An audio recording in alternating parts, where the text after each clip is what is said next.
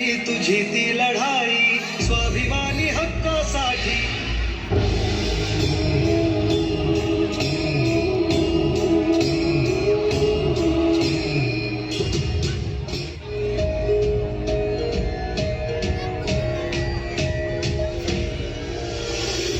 मुहूर्ताची वेळ झाली. सती मातेला अग्निवेदीवर चढवा.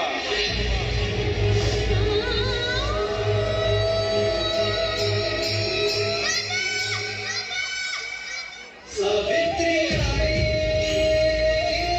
सावित्री आई. माझी मैत्रीण साठी चालणार नाही.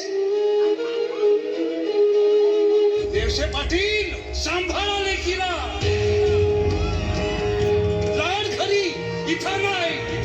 शास्त्री बुवाला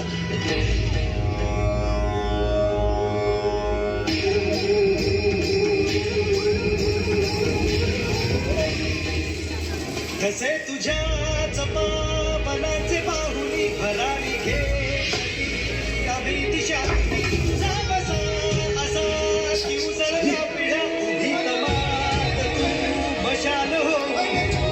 एवढंच चटका सहन नाही झालं वय आणि माझ्या राजाला जिवंत जळायला निघाला. सावकाळ.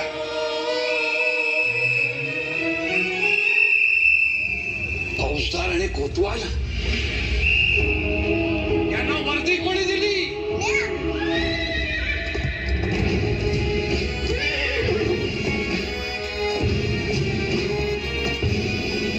शास्त्री, ताबडतोब थांबवय. कायद्याने सती प्रथा बंदी आहे, माहितीये ना? शाबास सावित्री, पापाची थंडी नव्हती तू. जर का जीव वाचवणं पाप आहे तर ते पाप मान्य आहे मला. दिली सजा जगायला थांबवय सगळं. सुखावाला. सावित्री आई.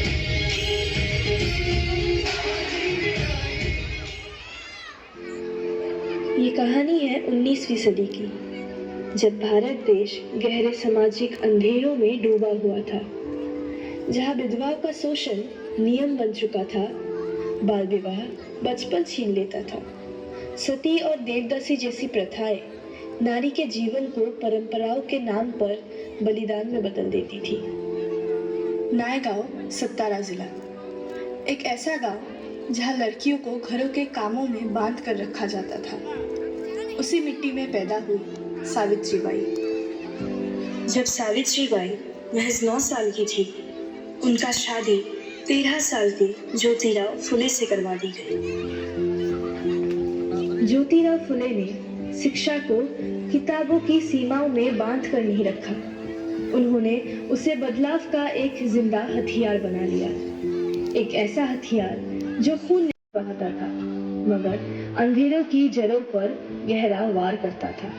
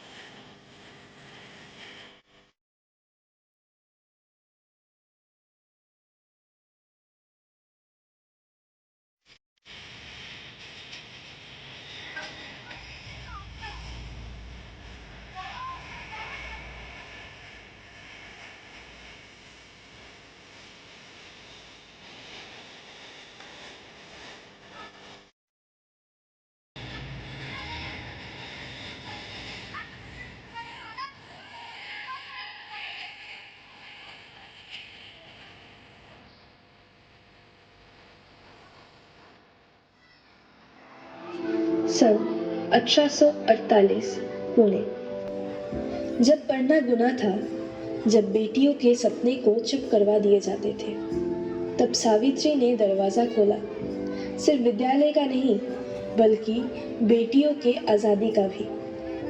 जिस समाज ने माँ को ठुकरा दिया, उसी समाज के खिलाफ जाकर खड़ी हुई सावित्रीबाई, एक अकेली औरत, एक अनजाता शिशु। उन्होंने अपनी ममता की छांव में दोनों को संभाल लिया, नाम दिया यशवंत। ना पूछा जात, ना देखा धर्म, बस इतना कहा, ये भी तो एक इंसान है। कलम से पहले उन्होंने उसके हाथों में हिम्मत थमाई किताबों के साथ। जिस बच्चे को दुनिया ने बोझ कहा, उसी को सावित्री ने पढ़ाकर डॉक्टर बनाया। सावित्री बाई ने सिर्फ विद्यालय नहीं खोले, उन्होंने जिंदगियां गढ़ी है, जहाँ प्यार, ममता, सेवा और सबसे बड़ा शिक्षा थी। मगर ये सब इतना आसान नहीं था।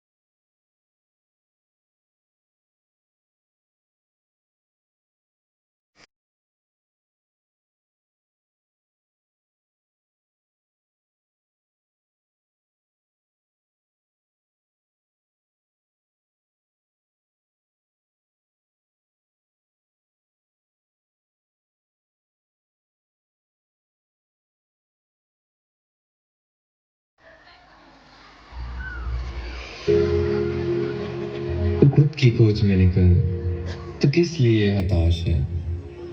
तू चल, तेरी वजूद की समय को भी तलाश है। जो तुझसे लिपटी बेड़िया, समझना इनको वस्त्र तू।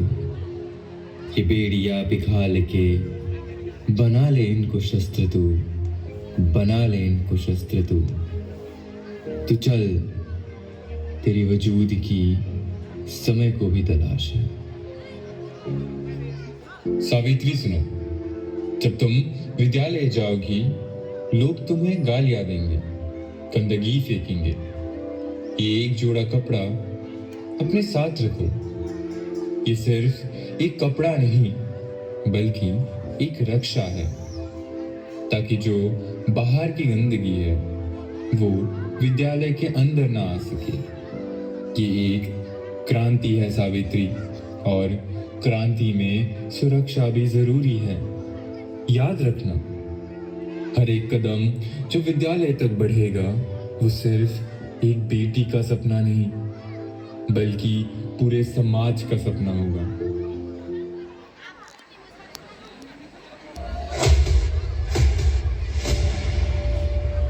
सन 1897 जब शहर में प्लेग का अंधेरा उतर आया, लोग डर कर अपने अपने घरों पर छुप गए, मगर सावित्री वो रुकी नहीं। जहाँ सांसें लेना भी खतरा था, वहीं उन्होंने अपनी ममता की चादर बिछाई। एक कांपते हुए बच्चे को पीठ पर उठाया, जैसे मौत से नहीं बल्कि अपने फर्ज से मिलने जा रही। हर कदम पर खौफ था, पर उससे ज्यादा था इंसानियत का भरोसा। उनका शरीर थक गया, सांसें धीमी पड़ गई और सूरज की रोशनी जैसे धीरे धीरे पिघल गई। देह तो गिर गया, मगर उनका सेवा आज भी जिंदा रह गया। सावित्रीबाई फुले चुपचाप चली नहीं गई, वो अपने आखिरी सांसों में भी हमें जीना सिखाती। बदलते समाज में ये कहानी यही समाप्त नहीं होती, क्योंकि ये कहानी सिर्फ सावित्रीबाई की नहीं। जब तक लड़कियां पढ़ना चाहेगी, आगे बढ़ना चाहेगी, समाज के परंपराओं पे सवाल उठाने का साहस रखेगी, तब तक ये क्रांति यूं ही चलता रहेगा। धरणीची माया तुला, आभाळाची छाया, पुण्याई तुझी कधी जाईल